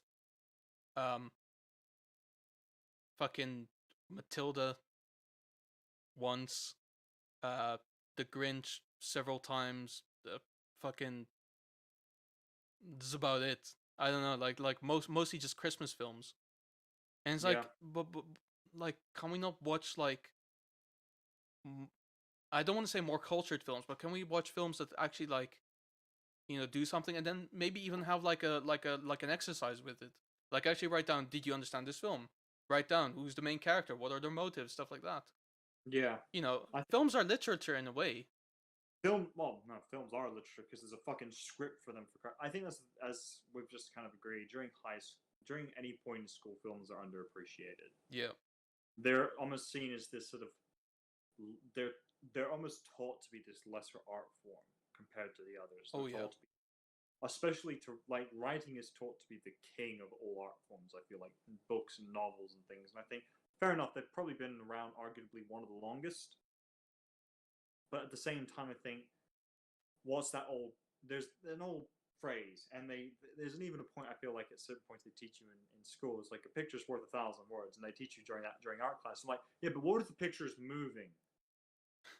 What if it's What about talking what to about you? 25 pictures per second? And they're all like saying, they're going, shit, that's a good point. What if the picture's actually What is that, moving? like 25,000 words per second? Yeah, it's just Well, 24, let's be honest, yeah, because most of them are American, but like 24,000 words per second, that's more than I can speak. The only yeah. time I will say that I really, like, I had like an art appreciation class for like the shortest time, and we watched like an episode of the 1966 Batman series. That was the best. That was excellent. That was all that was perfect, and I loved it. Yeah. That's about it. Yeah. But I think it kind of comes down to the children as well, because the problem is, I think teachers see the idea of like watching films as like a reward for children, and so because of it, the children get to pick the film, and they'll always pick a film that they've already seen and is like kind of simple and not really thought provoking in any way, because that's what they enjoy watching. Yeah. So I can tell you like the millions of times that I've seen Johnny English as a reward, but still, it's Yeah. uh that guy, cool poster.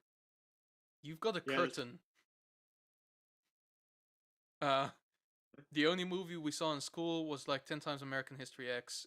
Was like, do you have anything else? I haven't even seen American History X, to be honest with you. But yeah, it's that kind of thing where like you watch the same film like 10 times and it's like, come on, man. Yeah. At that point, you're kind of thinking like they really have not got anything else to sort of like. I don't know. I find it so frustrating. It really is.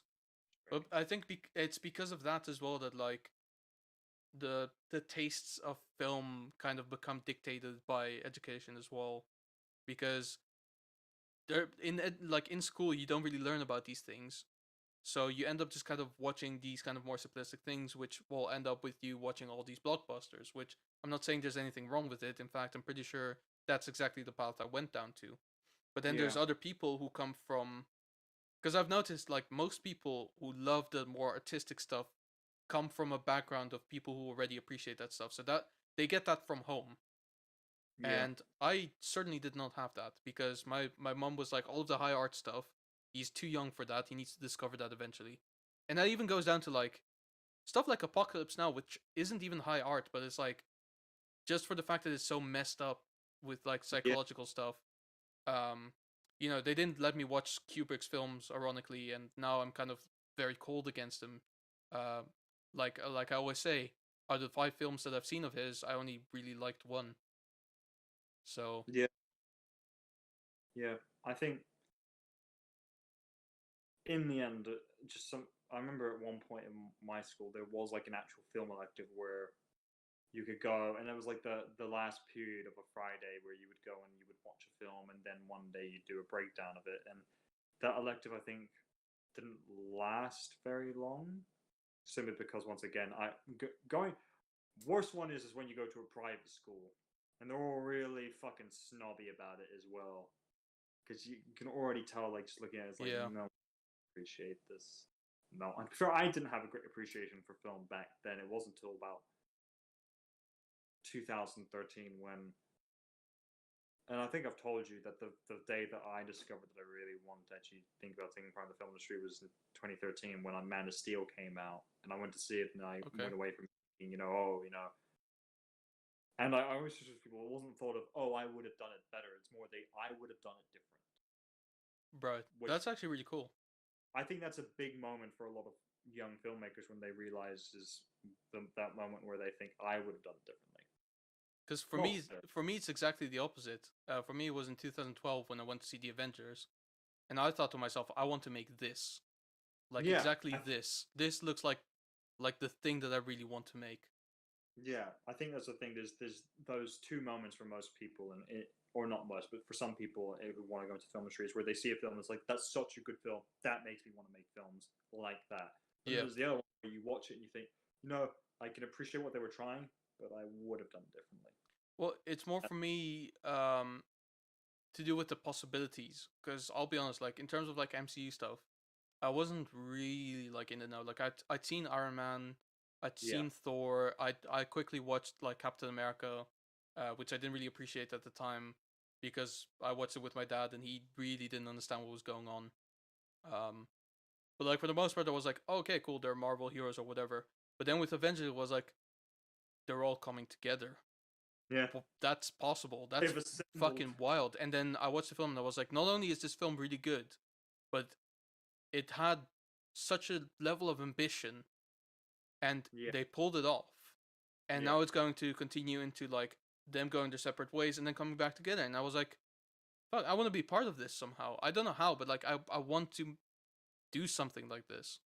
And it doesn't even matter if I don't get to work on the MCU, because let's be honest, it's kind of fizzling out now. Like in Yeah. 5 years, I think they'll probably wrap it up and like I think our reboot it or goal something. is to be in the next big, to be the pioneers of the next big cinematic universe, which, well, not the next big one, but the next cinematic universe or whatever that might be. Yeah, like somehow being involved in that world, That's because that was magical. I'll be honest, that was great. yeah. Because I think now I'm sort of trying to wrap it back around to Yeah, and ending it now. So yeah. we'll Let's kind of 10, move 15 minutes. towards. But part of the reason why I thought about this is I think what was it? Yeah, today I saw the Warner Brothers 3-phase plan for the Monster Universe. Okay.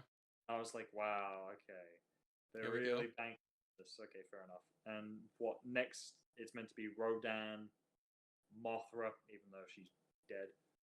I don't know how they're gonna do it. Godzilla 3, and then what was it?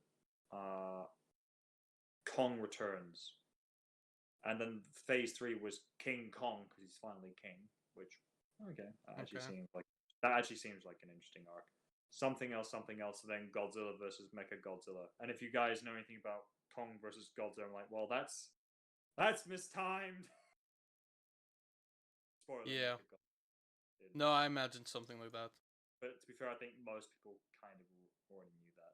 You know, it was spoiled pretty quickly. Yeah, and I'll be honest, it's like the thing is, I feel like Warner Brothers is really hanging by a thread because they don't really have anything really good to offer.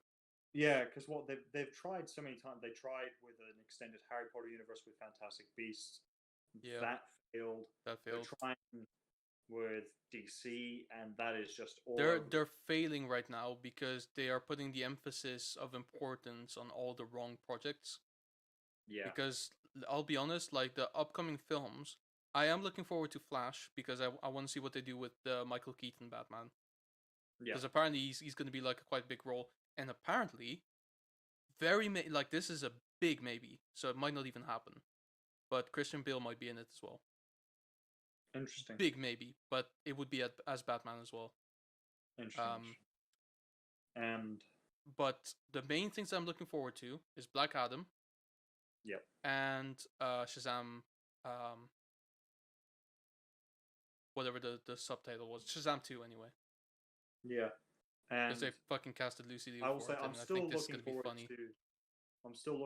to the Batman, but that's not part of the DC cinematic universe. That's its own. I mean, I am looking forward to it, but again, like not the biggest hype, because to me it's gonna be like another Batman film.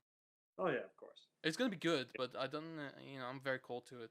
And then obviously this Monsters universe, like, it's not bad. It's just a bit of a joke.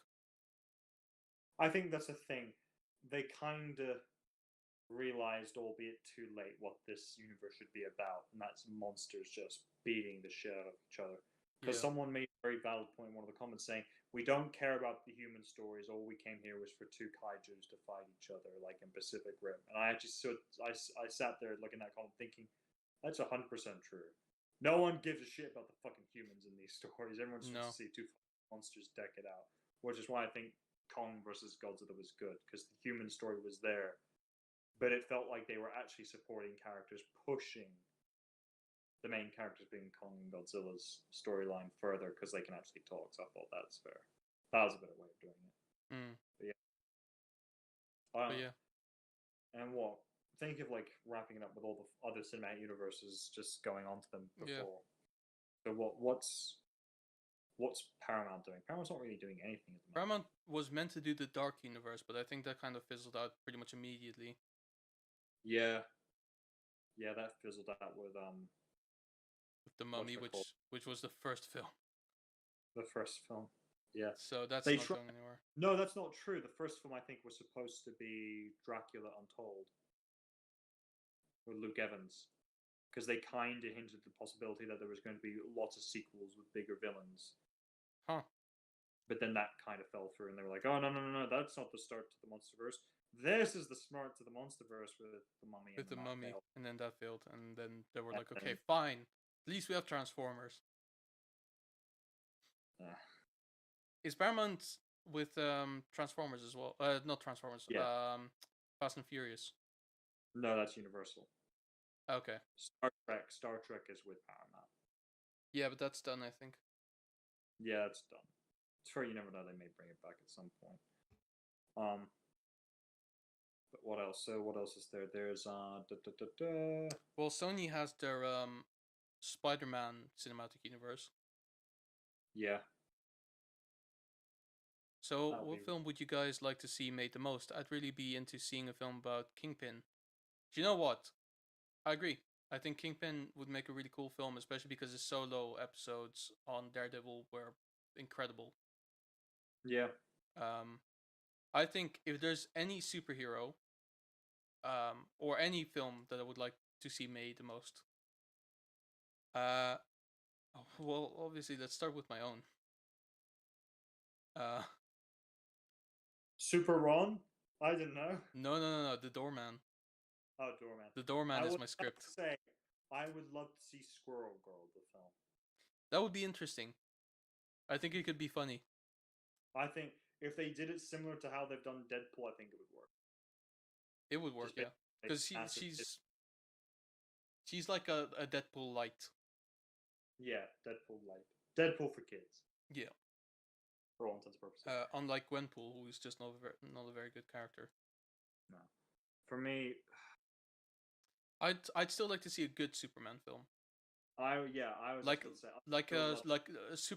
basically Superman versus the Elite as a live action film. That would do me fine. I think that is the Superman film that actually has to happen, because it's such an enlightening film to remind the average person goes like, "Oh, Superman's boring because he's overpowered," and you're watching this going, "Oh, okay, we kind of need this guy because we're all assholes, and he's like the actually only good one of us, and maybe like." But in obviously a less preachy way, but in a way that reminds people, it's like he's here to be good, and that's the sole reason. And if he wasn't good, we'd be fucked. Yeah, I will say his superpowers towards the end get a little bit nutty, just a little bit, because suddenly he has like all these weird like tornado making superpowers. Oh no, they were robots, weren't they? They were robots doing it. Yeah. But I don't know. I think Superman is such an underappreciated character in the modern day. I think Superman vs. the Elite I would like to see. Then again, I don't really need it to be made into a live action film, because it's like it's not my fault that people can't appreciate animated films, and they're like, "Oh, I'd watch a superhero film, but only if it's like live action, because animated films are for children." It's like, well, I don't know. That's on. I mean, actually, I would still like it to be made just for the sake of them people just going like, I'll watch it. Oh, it's actually pretty good.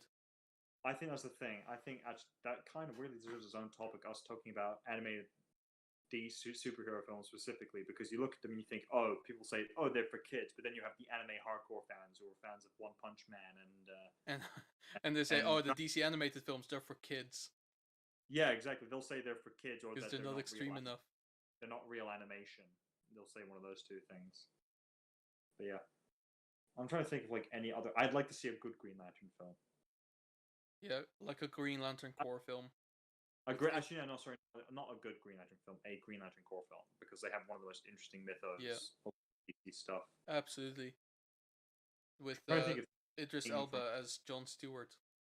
Absolutely, just sign me up for Jon Stewart, Idris Elba. I'm trying to think if there's anything from Marvel in particular I'd like to see. Weirdly, a Spider-Gwen film. I don't know why. That kind of... No, that would work. That would work. Years ago, that would be an interesting film to see. I would like to see Spider-Man 2099 Yeah, because I think it's just like a. Oh, tell you what, a a Spider-Verse spin-off with uh Spider-Man Noir with Nicolas Cage still in the role. I think that would be a fantastic film that would be such a fantastic. because it will be constantly trying to be dark and then reminding itself, "Oh no, we're a family film," and then just undercut it with like the dumbest joke. But it's still Nicolas Cage, so it's funny. Oh god, I'd love to see that. I'd love to see that. Actually, most of the Spider-Verse Spider-Men Yeah. can But carry they- a spin-off. I think Titans, T-Titans show. They have their own No. show. I think it's a bit redundant. Yeah, they've got a show. I think they work great as a show format, but not as a film format. Yeah. Because of the ensemble thing. Mm, Actually, the only other film I would like to see more than Superman the Elite is like actually one or two films. Either Superman, a super family story kind of thing, where it's about Superman, his son, and his wife, or alternatively a Super Sons film, where it's Yeah. John. Well, that's a Okay. TV show, though, isn't it? That is a TV show, to be fair, yeah. But I'd love to see something Yeah. like that. I 'Cause that will would just say, be such a nice thing. in the current climate, because of the way that the films are going, this can never happen because No. there's absolutely no setup for. But remember Justice League Doom? Yeah. I would like Yeah, to see that, but in the current way that things are, it wouldn't work. Just quickly, I have one thing I need to tell you. Because I found this out about how part of the original ending is for the Snyderverse. So, second Justice League film, they go to fight Darkseid, they lose. Third film, they do something, they win. Batman dies at the end of it. That's pretty much, from what I've heard, that's the rumored how it was supposed to go. Okay. Because also, I'm not sure if you remember, but in the Snyder Cut, there was hint to Lois Lane taking pregnancy tests, hinting to the idea that her and Superman were having a kid. Yeah. And the idea is that her and Superman do have a kid, but he doesn't have any powers, and he's called Bruce Kent. And he becomes not Superman, he becomes Batman. I hate it. Yeah, I know, I hate it too. I just wanted to, I wanted to make sure it just wasn't me. No, I really hate it. Yeah, that just sounds. Okay, so what I think is should happen if they're going through with something like that anyway is in the second film, Lois Lane dies while pregnant because it has to really ruin Superman. But if they No. want to do a story like that with like a Superman Batman thing, Sorry, one key thing, because it is a point out, is she is pregnant regardless, and she does die, so she dies with Superman's kid. But the point is, he does snap and turn against them and side with Darkseid. But in the third film, they go back in time and warn the oh, I League. see. That's the idea. Yeah, no, I still hate it. Yeah, I still hate it. You don't always need to go back in time, guys. You can be. No, time travel. I think time travel is very overused these days. And even like the first time I watched Endgame, I thought, really, you wanna do that? Yeah. I mean, okay, but really? Yeah. It didn't make sense to me. So there was one version of Superman that I think they could do a film about, but I've forgotten the name. Give me the. What was his character like? This version of Superman. So basically, instead of landing in Smallville, Lands Metropolis. no, he lands near Gotham. And so basically, in this universe, Bruce Wayne, I think, dies as a fetus or something like that, so he doesn't actually get born. Sorry, no, it's before even like he's conceived.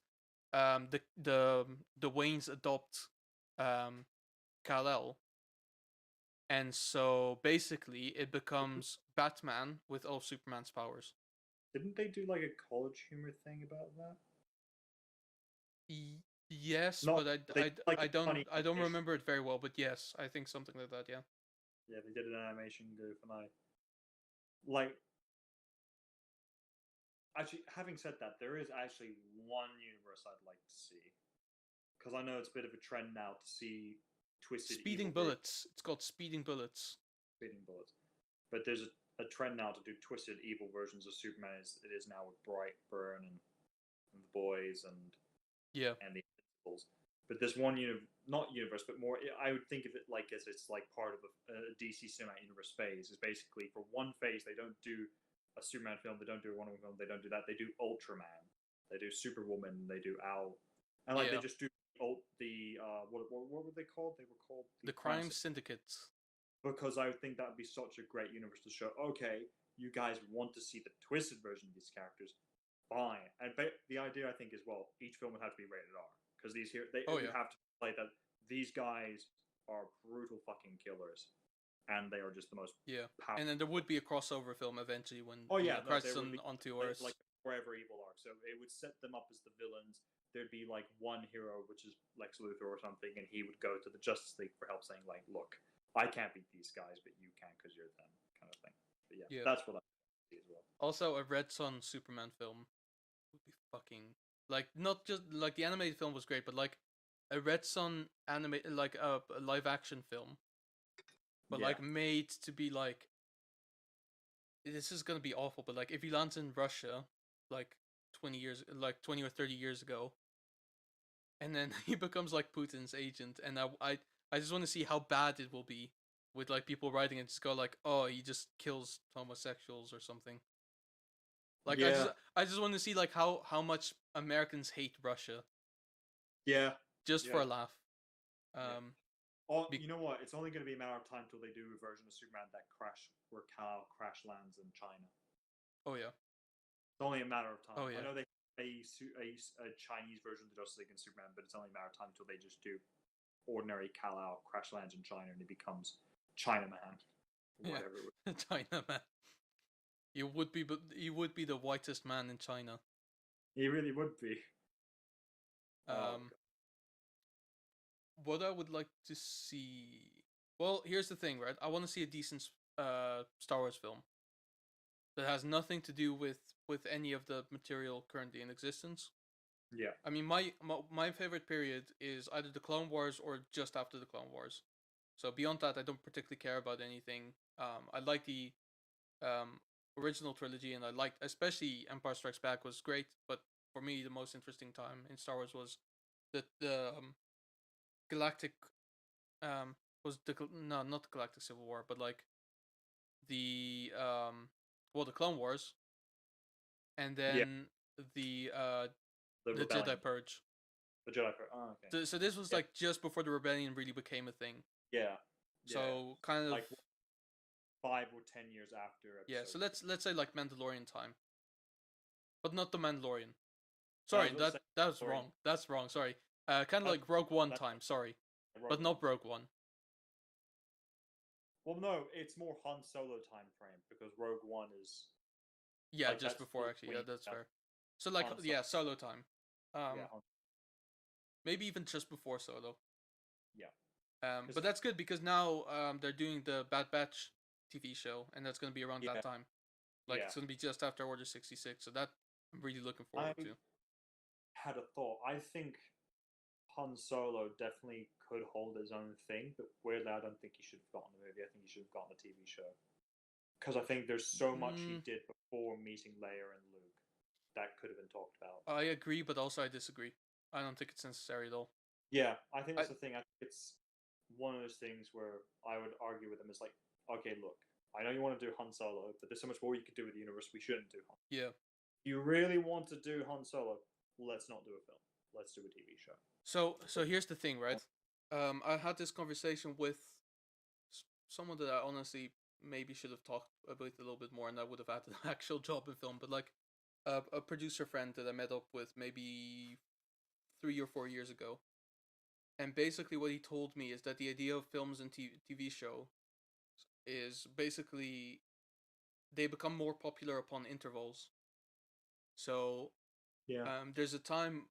There will be a time when TV shows are more popular, and then then films will start becoming more popular, and then films are more popular than TV shows, and then it will kind of go back and forth like that, Yeah. like a cycle. So currently, we are in a time where TV shows are uh, widely more kind of More employed by popular. the thing. So to make something a TV show is honestly oftentimes just following a trend. And there's a lot of things that I think are getting a TV show that don't necessarily warrant a TV show, if you know what I mean. Yeah. Like, Yeah. I don't know what they're going to do with Obi-Wan's miniseries, but I don't know that. I mean, obviously we'll find out, but I don't know that it really requires a TV show rather than just a film. Yeah, I agree. Yeah. Well, how many parts is it meant to be though? They said it was like what? Like 6, 6 parts. something like that. It will depend on how long each part is. If they were each like 40-minute things, then it would be, I'd argue, be fine. But if they're each like an hour long, It depends what happens. yeah, that's Because if it's like 40 minutes, of which like only 10 minutes anything happens, then clearly they're Yeah. just fluffing it up to justify the fact that it's a TV show. Yeah, I think the Obi-Wan is one of those very weird things where I think I really would want to see something with him, but at the same time, I think a TV show is like Obi-Wan's story is come and gone. Like it's past. We know how it began. We know how it ends. But you don't And- know the middle. What we do, it's the original trilogy. Yeah, Not the original prequel trilogy. It's the prequel trilogy. Well, you know how he sits in the desert for like 30 years. The fucking Clone Wars. Well, Yeah. the issue is like, oh, we're gonna do his time on Tatooine. Oh, great, the time where he's just sitting around in a little fucking hut with nothing to do. Literally, Talking I'd like to see a Apple, sitcom. I'd like to see a sitcom about how Yoda slowly loses his mind on Dagobah. And it will be like WandaVision style, but it's on Yoda's head. And he's like, He's friends practice, with like practice I he's- must. Create like, dummy he's- I will. And then makes it like a Vader dummy with like Anakin's head in it, and he's like, misshapen I have. His son look like this, he will. I'm honestly imagining as well, like he, like at some point, I can't fucking remember. It was in an episode of American Dad. I can't remember who it was, but basically, Stan fucking just snaps a guy's neck, and he's like, "Oh, it's okay, it's okay." It was Jay Leno. It was like, "It's okay, Jay, it's okay." Like he's just trying to shake him up, and then it's like he snaps his neck, and they're like, "Oh, I'm so sorry. It's okay, Jay."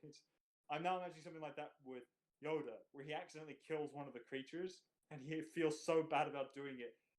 He basically like taxidermies it, and Oh he no. just carries it around with him. It's still alive. Yeah. Just something really fucking weird like that. I don't know why. I'm just seeing. Call your that mace, I now. will. Come with me. And he just carries him with. And you just slowly, because he's in a fucking swamp as well, you just slowly see this thing rot and decay and become more bloated as time goes on. You're just like, oh my, just get rid of it. And then just going, Cool. how are you doing, Mace? Ah, gained weight you have. He's just talking like a fucking tree. Yeah. Oh god, this took a very weird turn. Yeah. I'd Oh, like- neighbor kid. like- Yeah. This would be a great like parody animated series because now I can just imagine as well, like he's doing all this crazy shit, and Darth Vader comes as like, I have finally discovered what Master Yoda is. I shall finally end him. And he just gets over there, he just sees all this. He's like, you know what? It's actually too fucking sad. I Yeah. actually feel bad about killing this. He's just Yeah. like, I'm just gonna go.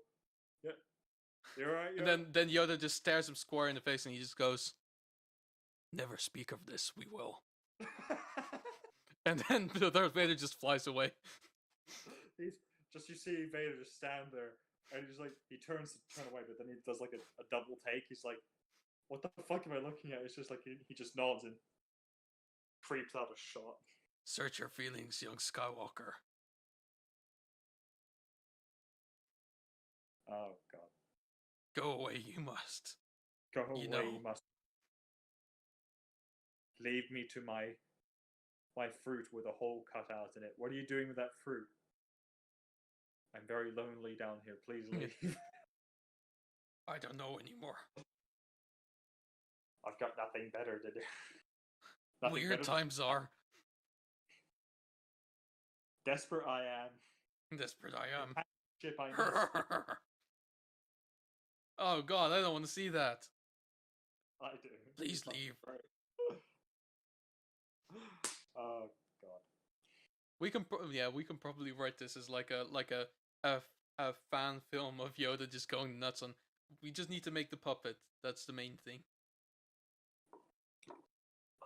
Oh god.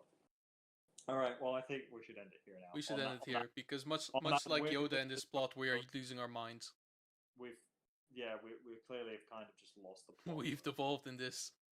Oh god. I guess the conclusion is cinema is definitely not dead. I don't think it's gonna die anytime soon. I think the concept of watching a film for the film only exists if you've already seen the film. But for the most part, you will be seeing a film because of other factors, such as you like anything about the subject matter or the people attached. And also, we really fear for Yoda's health during the time that he was on Dagobah. It could not have been, you think COVID is bad. Have sex with this fruit, I will. No, oh no, Yoda, no. He's just that fucking bored. He's Yeah. got nothing better to do than a fruit. Oh, hello, this mango is. Oh no! You know what I realized now? It's like he grabs Luke's like little lamp when he gets to Dagobah, and I'm just having the thought process. Shove this up my ass, I will. Yeah. It's just, Or- just that weird internal monologue. Literally just the scene where he's like Luke is running through the forest with like Yoda on his back, and at some point Luke just goes, "What am I feeling on my back?" And he just goes, "Oh, activated my lightsaber. You have. Worry not, you need." Master Yoda, something. You're rubbing something there, and he goes, "Oh, focus on your training. You must." It's when Luke is like just in a fucking tank top, sweating his ass off. You just see Yoda behind him. Okay, right, we're done. We're done. Thanks We're done thanks there. for joining us in our in our continuous delirium that is Dawn of Discussion.